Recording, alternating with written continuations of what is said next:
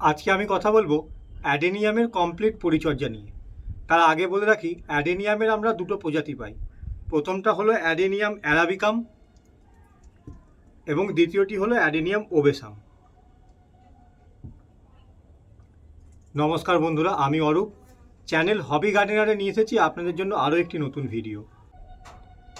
তোমরা যারা চ্যানেলটি এখনও সাবস্ক্রাইব করো নাই, তারা অবশ্যই সাবস্ক্রাইব করে পাশে থেকো।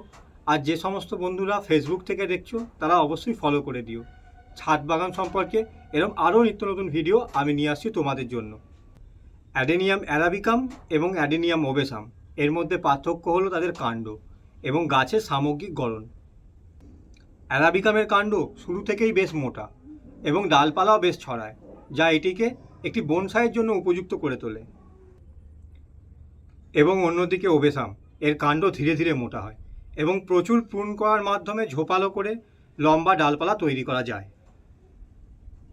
অ্যাডেনিয়াম অ্যারাবিকাম এর কাণ্ড ও গঠনের জন্য জনপ্রিয়।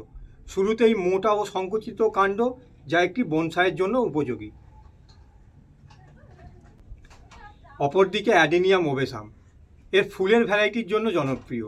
বিভিন্ন রঙের ফুল আপনি পেয়ে যাবেন অ্যাডেনিয়াম ওবেসামে। এবার বলি মিডিয়ার কথা। অনেকেই নিজের মতো করে মিডিয়া তৈরি করেন, তবে মাটি আর সিন্ডার মিডিয়ার ব্যবহারটাই আমি সহজ ভাষায় বলার চেষ্টা করছি। এই ওবেসামটা মাটির মিডিয়ায় বসানো হয়েছে। এখানে মাটি, বালি, ভার্মিক কম্পোস্ট আর বালি চালার পরে যে নুড়ি পাওয়া যায়, সেই নুড়ি দিয়ে আমি মিডিয়াটা তৈরি করেছিলাম। আর অ্যারাবিকাম আমি বসিয়েছি সিন্ডার মিডিয়াতে।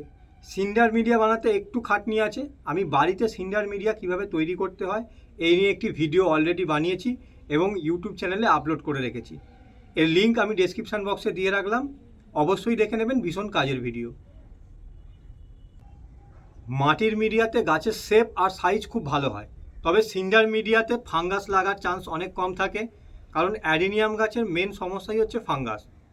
সিন্ডার মিডিয়াতে ফাঙ্গাস অনেক কম লাগে, কারণ জল পাস করার ক্ষমতা মাটির মিডিয়ার থেকে সিন্ডার মিডিয়াতে অনেক বেশি থাকে। আর অ্যাডেনিয়াম খুব বেশি জল পছন্দ করে না।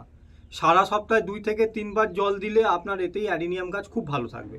যারা খুব বেশি ব্যস্ত থাকেন, হাতে একদম সময় থাকে না, অথচ বাগান করতে পছন্দ করেন, তাদের জন্য অ্যাডেনিয়াম গাছ ভীষণভাবে উপযুক্ত। আপনি কি জানেন, চীন সংস্কৃতিতে সম্পদ উদ্ভিদ হিসাবে পরিচিত অ্যাডেনিয়াম আপনার বাড়ির সম্পদ বিবেচনার জন্য একটি দুর্দান্ত সৌভাগ্যের উদ্ভিদ। এটি সৌভাগ্য বয়ে আনে বলে বিশ্বাস করা হয়।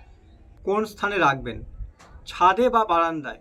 আপনার বাড়িতে যেই স্থানে সূর্যের আলো সবচাইতে বেশি সময় ধরে পড়ে, আপনার গাছগুলি আপনি সেই জায়গায় রাখতে পারেন। অ্যাডেনিয়ামের আর এক নাম হলো মরু গোলাপ। সত্যিকারের গোলাপের সাথে এর কোনো মিল নেই, তবু একে গোলাপের সাথে তুলনা করা হয়। উষ্ণ ও রোদ্দুর পরিবেশ এই গাছের জন্য উপযোগী। গাছে খাবার কি দেবেন? ফুল ফোটা এবং স্বাস্থ্য বৃদ্ধি করার জন্য এনপিকে সার ব্যবহার করা যেতে পারে। ফুল ফোটা বাড়াতে, ফুলের আকার বাড়াতে এবং স্বাস্থ্যকর শিকড় ও কাণ্ড তৈরি করতে এই সার অত্যন্ত কার্যকর। প্রতি কয়েক বছর পর পর গাছের আকার অনুযায়ী গাছগুলিকে নতুন টবে রিপোর্টিং করতে হবে।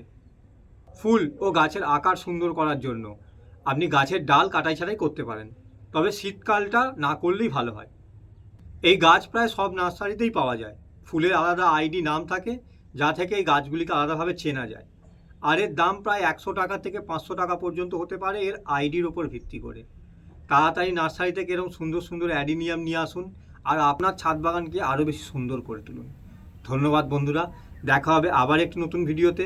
সবুজ ভালোবাসুন। সারা পৃথিবী সবুজ করতে না পারলেও নিজের চারপাশটা সবুজে ভরিয়ে তুলুন।